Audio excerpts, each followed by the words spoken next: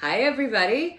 Welcome to Sacred Spaces. My name is Jennifer Dixon with Thrive Yoga and Wellness, and I'm Merritt Maloof Plumb with the Energy Center. We offer integrative energy medicine, both in person and from a distance, video recordings, readings, medicine grids.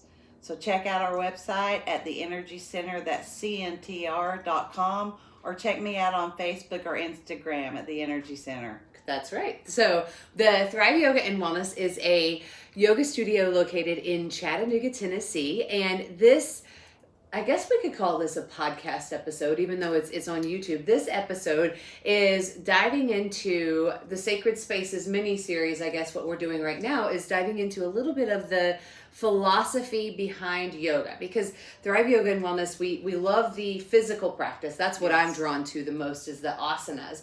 But there's so much more to yoga than just the asanas. And so this particular mini-series is actually diving into the yamas and the niyamas. Yes, we did an overview 3 weeks ago, and last week we talked about nonviolence, which is Ahimsa. And last week we talked about, or this week we're talking about Truth. Satya. So if you missed the first 2 episodes, go back, because we kind of do a holistic overview of the yamas and niyamas, and then we started with nonviolence. So we'll be doing these weekly in order.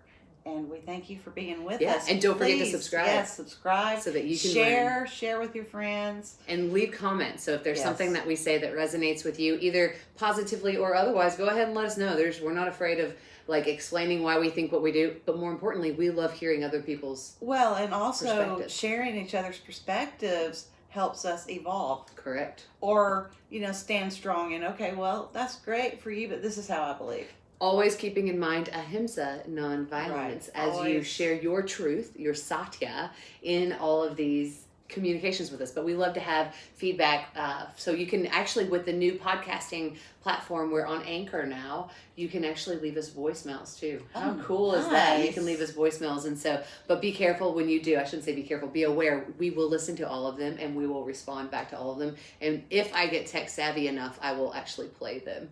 Well, and if we get tech savvy enough too, we may start doing some of the YouTube live things where you can interact with people. We have to grow our audience. So YouTube folks, make sure you subscribe. We are not quite halfway there, but it's baby steps and it grows. We're growing pretty fairly well, almost a viewer a day. It slowed down the last week, but thank you so much, guys. I'm glad that you are getting something out of these episodes, whether it's these conversations diving into the philosophy. We've done a little bit of mythology. We'll go back into mythology after this mini series, or it's yoga tutorials and sequences. So definitely subscribe.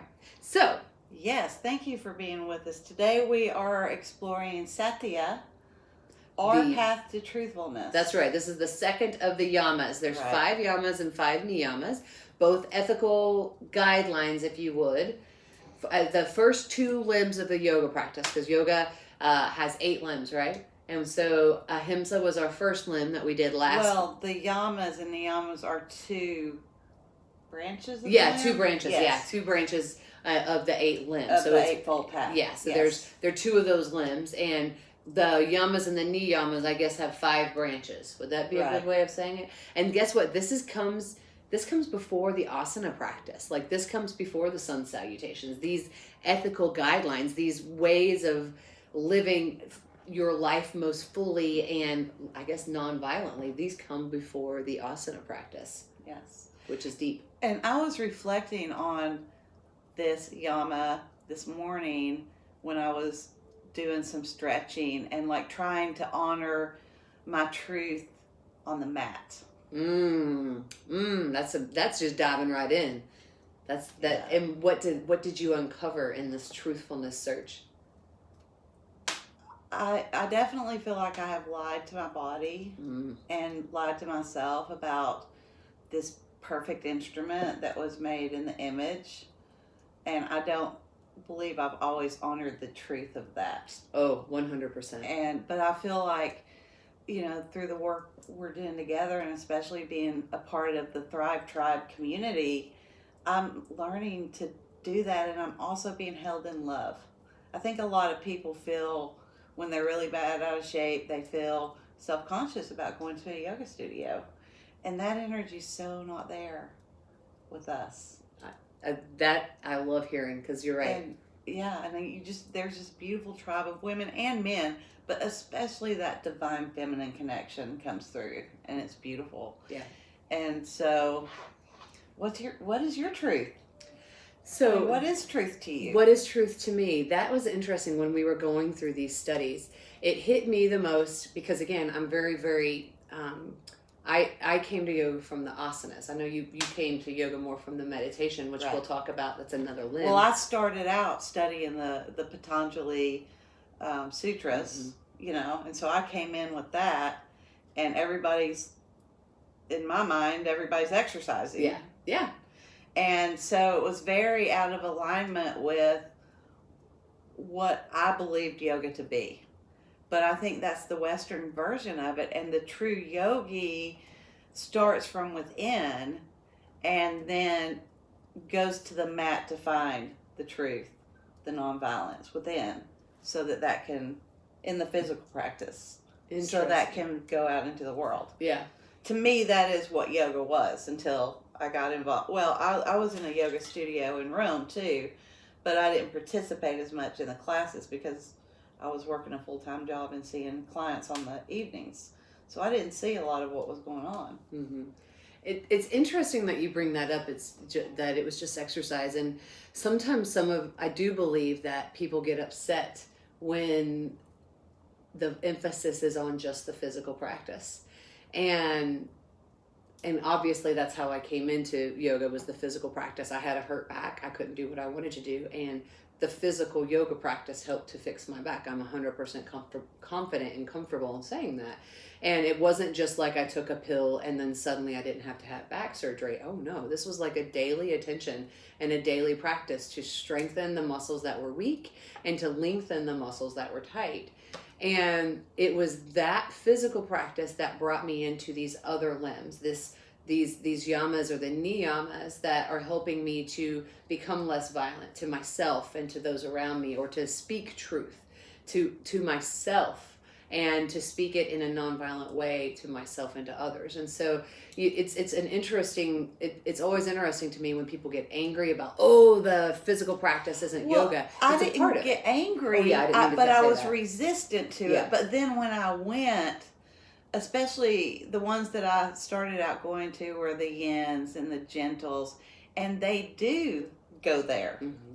They do take you down to that place. Exactly. So I had to let go of my judgment too, and that's and exactly go right. in open to see where the truth fit with me and filled me. And I had to let go of that. They're just exercising, because you get there. Yep. With savasana. Yep. And that's something that my teacher Manju has always said. He was like, I don't care how they get to the yoga mat. You just get to the yoga mat. And I know that it can be, that's one of the things that we do at the studio, is we offer a lot of partnerships in the community. We do donation-based classes to help raise money for, like we recently were yoga at the zoo. We raised almost $500 for the local zoo, a conservation.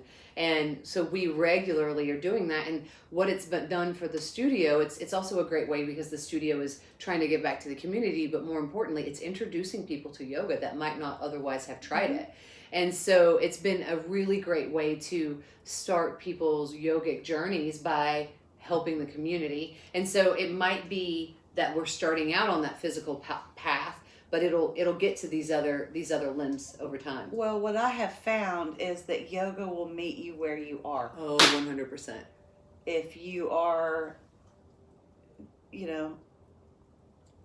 completely, just, I don't know. It'll meet you where you are. Yep, for sure. And you grow and expand. It's a journey that continues to unfold. Mm-hmm. And I did some physical yoga when I was young, but I mostly delved into the spiritual practices of it. And now I'm learning that you need both.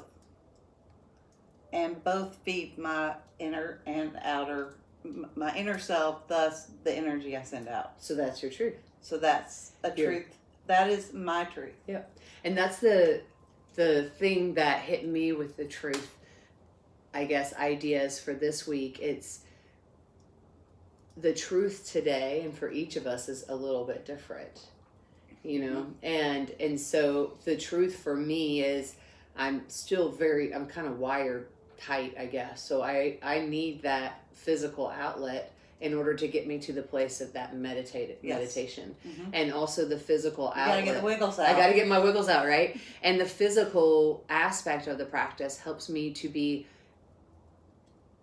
less violent towards myself in several ways. Because you're channeling that energy. Exactly. And that just will take us down the path of all the yamas of nonviolence and truthfulness. And then getting to the truthfulness in the yoga practice. Like, I am getting better now that I am very close to 40. As of the airing of this, I will be 40. There's certain physical things I can't do that I used to be able to do. Like when I was much younger, it didn't matter. I could go run 10 miles, come shower, clean up, and then go bike again. And there's certain physical limitations that come with this journey in life. And the truth is, I have to recognize that and be kind, ahimsa, to myself and back off when my body says to. Interesting. Because I guess I perceive the physical part in a different way. I don't see them so much as limitations, but as areas of growth. Ooh, I love that change of narrative. Like I said, yeah, I mean, I used to hike Lacan every year and, camp out up there and carry all my stuff with me. And, Now you're wiser. Somebody else carries your stuff. Well, I need a helicopter to get to the top, but I want to sit on top of the mountain. But the journey I've had with my body and in the areas I haven't nurtured it physically, the areas I've sent negative energy to. Oh, man. Instead of like being the witness and seeing these things as coming and going, things get stuck. Yep. And so, and I don't always do it this way, but when I'm in my highest level of truth, I do see my body as an instrument that I am in charge of taking care of, but it's temporary. This is going to be related to what you're saying, but a little bit off topic. And I think it's beautiful because it's something that I'm dealing with right as we speak. And I also have a daughter. And I feel like, so I grew up in a household. I love you, Mama. She hates her legs. We got some thick thighs save lives. And she hates her legs. And she's had surgeries and all this. And to this day, she will not wear anything. If you see her, you won't even see her ankle. And as a result, I hate my legs. Wow. And you've got... I hate it. And this is something that I'm 40, and you'd think, at 40, you'd be kind of into, this is what you got, God made you. And my legs, they are strong. They carry my kids, but I hate them. And it's this, family of origin, all of these violent conversations that I had growing up, and I'm dealing with it. And so my husband and I have talked, and he's like, you can't say that in front of. So I've been very conscious of not saying anything, and I'm working on my own internal dialogue about my personal physique and my, what is it, the words that I say about it, but the things that I say out loud to my child, I don't want her ever thinking that, because I don't want her to have to overcome what I'm overcoming. Yes. But it's a truth, because that's a form of violence to exactly. Yeah, to hate your body. I have grown up with that same the words that were spoken violently towards me growing up. Those are the words that resonate, not the beautiful words that were spoken to me. Does that make sense? Well, I think they both resonate, but we tend to in our minds, like, I put on weight through the holidays and I walk past my mirror and I'm like, oh my gosh, instead of just, you enjoy the holidays. Been hunkering down. Things have been going on. Let's look at this from a place of awareness rather than judgment. Exactly. And that's how I really believe that as soon as we, in our level of consciousness, think we know the truth of something, we've lost the thread of truth. I think the only ones who really know truth are like Christ and Buddha and Krishna and the really highly evolved beings. That's interesting that you bring up Krishna, because I'm about to take us down a rabbit trail, but it's still all about Asteya and the relationship to Ahimsa.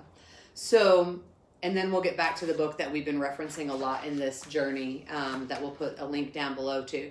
So in the Mahabharata, which is where the Bhagavad Gita comes from, there's a scene that confused the tar out of me when I was reading it. I mean, like, I actually had to reread it a few times because it bothered me so much. So in the Mahabharata is a big epic. It's an Indian epic where it's basically the battles of good and evil. And there's 5 brothers, the good, versus 100 brothers, the bad. And it ends up being basically the civil war between families that almost completely eliminates this entire family. And in part of the battle scene, Krishna advises the Pandava's oldest brother, Yudhisthira, to lie. And Yudhisthira, being the most pious of all the brothers, struggles with this. And I was shocked because Krishna was supposed to be their spiritual guide. He was their cousin in this particular book, but he was their leader, and their leader was telling them to lie. And I struggled with this because that didn't line up in my head.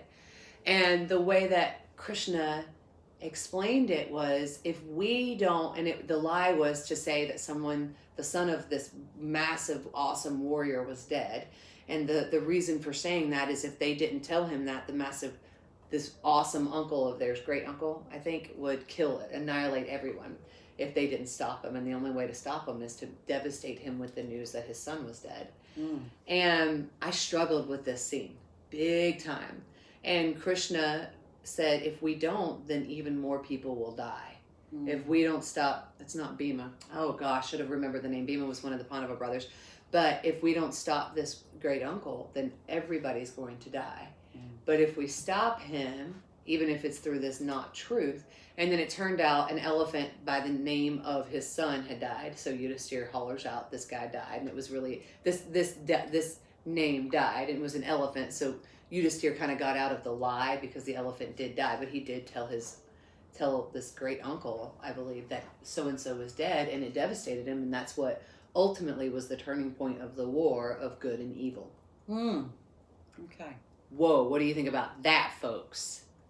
That's deep. That was definitely a rabbit hole. That was, but the thing about it was a rabbit hole. But the thing about it is, and that's what the Yamas and the Niyamas book talks about, by Deborah Adele, is that non-violence always trumps. Non-violence, okay? Non-violence always trumps the truth. Just like that expression. What is it? Before you say something. Yes, before you say. I'll let you look it up again. The last of them and the most important thing is it kind? Before words pass through your mouth, pass it through these four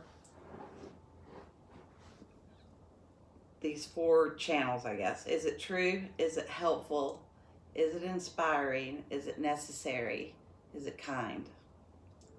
And so I guess that goes back to the whole, whatever the truth is it nonviolent? And that's, I still struggle, I'm not going to lie, I still struggle with this scene in this advice, but I guess I understand it a bit more because it was to help save the lives of others. Well, and also, it's a huge story to help us examine what we believe about some of these stories, even some of the stories in the Bible, stories like, do we know the deeper meaning? Could we even, conceive what that must have been like at the time? And that reminds me of this Hafiz quote, the Sufi poet Hafiz, about truth that I love.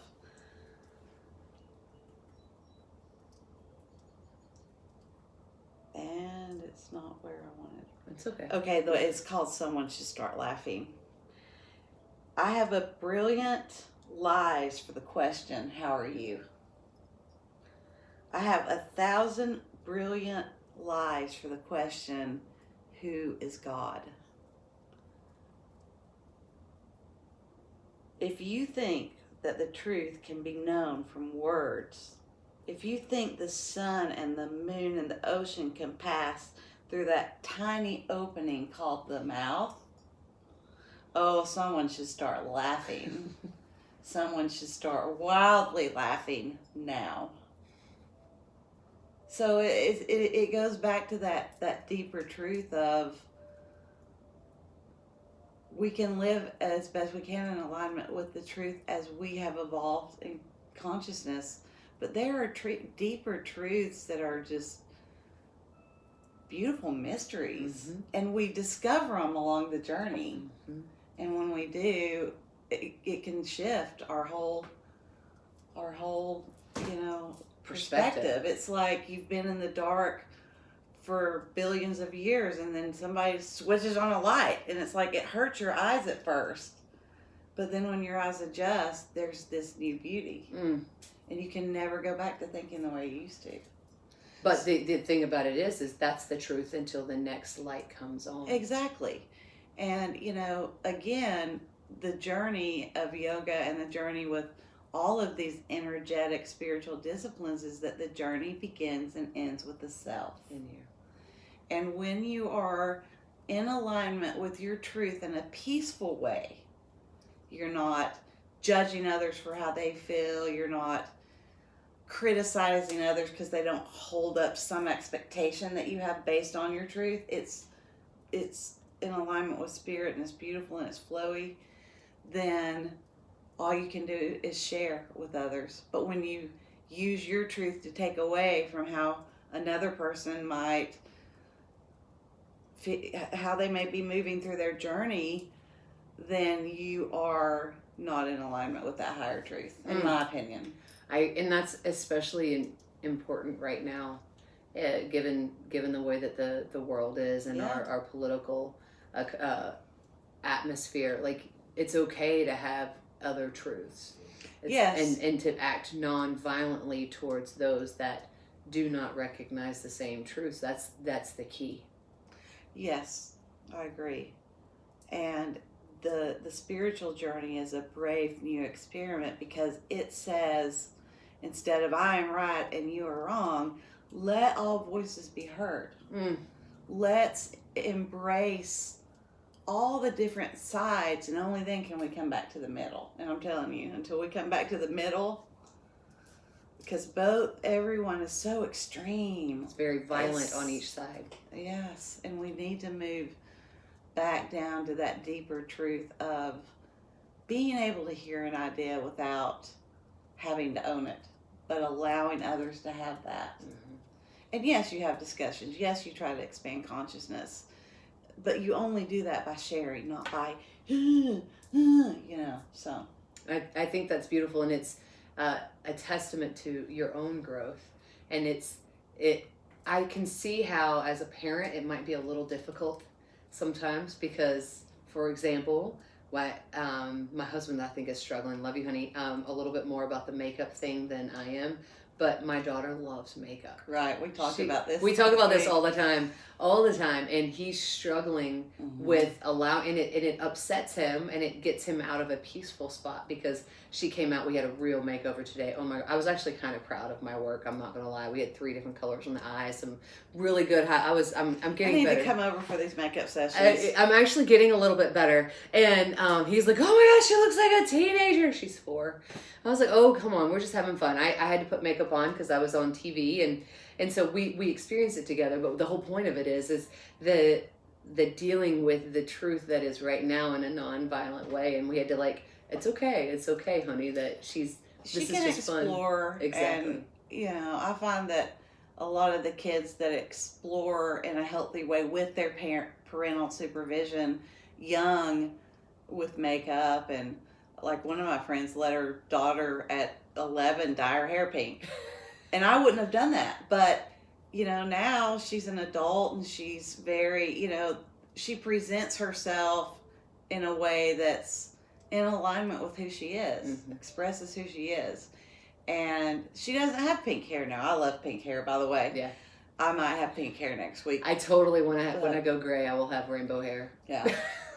But Random. But she didn't have to explore that so much as she got older and like try all the different things, because she got to do that as a kid. Exactly. And that's what it keeps coming back to. Like, let's let her explore all of these truths as they are right now, when it's very innocent and not a big deal. And let's do it in a peaceful, exciting, fun way. And then who knows what happens at it. Right. But that's a simple concept of dealing with the truth in a peaceful, in a nonviolent way. But it's resonating with me right now. Right. But, you know, again, we have to be really strongly rooted in what our truth is and not reactive to these things. Mm-hmm.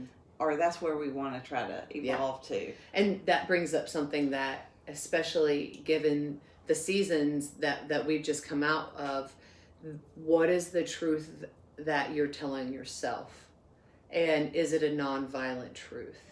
And you want to make sure, first and foremost, that truth, these words that are coming up that might be your truth, are they nonviolent to you?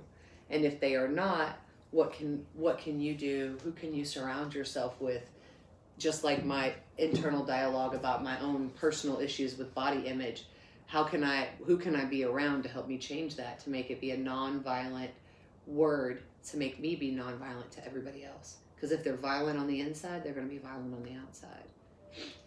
Yeah, that's a good point. I had also considered choices I've made in my life that, like, maybe weren't in alignment with how my parents raised me or how they believed, or weren't in alignment with being able to stay in a marriage that was, you know, suffocating me, but hurt him very much, that I chose another route. Sometimes you have to hurt others to be true to yourself, and you can still do that with kindness. And who's to say that it wasn't in a nonviolent way for the long term? You know, right. Those seasons. Absolutely. And there's a book by a mountain dreamer that I love called The Invitation, and it speaks to this interplay that we have of staying true to ourselves and, you know, living this nonviolence in a way that honors others too, even if you have to walk away from something they believe is their truth, but it isn't for you. And that goes on to I believe it's a Yama, I need to go back, I don't remember the name of it, where it's letting go. You know, so it's the truth in a nonviolent way, and the other person has to practice the non-possessiveness. Yeah. I'm forgetting the word. We'll come to that in a couple weeks. But I did want to read this. It's not, the whole book's based off of this poem, but it's by a mountain dreamer, and it's so powerful about truth. It doesn't interest me what you do for a living. I want to know what you ache for. And if you dare to dream of meeting your heart's longing. It doesn't interest me how old you are. I want to know if you will risk looking like a fool for love, for your dream, for the adventure of being alive. Oh, I like that. It doesn't interest me what planets are squaring your moon. I want to know if you have touched the center of your own sorrow. If you have been opened by life's betrayals, or have become shriveled and closed from the fear of further pain. I want to know if you can sit with pain, mine or your own, without moving to hide it or fade it or fix it. I want to know if you can be with joy, mine and yours. And if you can dance with wildness and let the ecstasy fill you to the tips of your fingers and toes without cautioning us to be careful, to be realistic, to remember the limitations of being human. It doesn't interest me if the story you're telling me is true. I want to know if you can disappoint another to be true to yourself. if you can bear the accusation of betrayal and not betray your own soul. If you can be faithless and therefore trustworthy. I want to know if you can see beauty even when it's not pretty every day, and if you can source your own life from its presence. I want to know if you can live with failure, yours and mine, and still stand at the edge of the lake and shout to the silver of the full moon, yes! It doesn't interest me to know where you live or how much money you have. I want to know if you can get up after a night of grief and despair, weary and bruised to the bone, and still do what needs to be done to feed the children. Mm. It doesn't interest me who you know or how you came to be here. I want to know if you'll stand in the center of the fire with me and not shrink back. It doesn't interest me where or what or with whom you have studied. I want to know what sustains you from the inside when all else fails. I want to know if you can be alone with yourself and if you truly like the company you keep in the empty moments. I like that. It's all about truth and starting from within. Mm.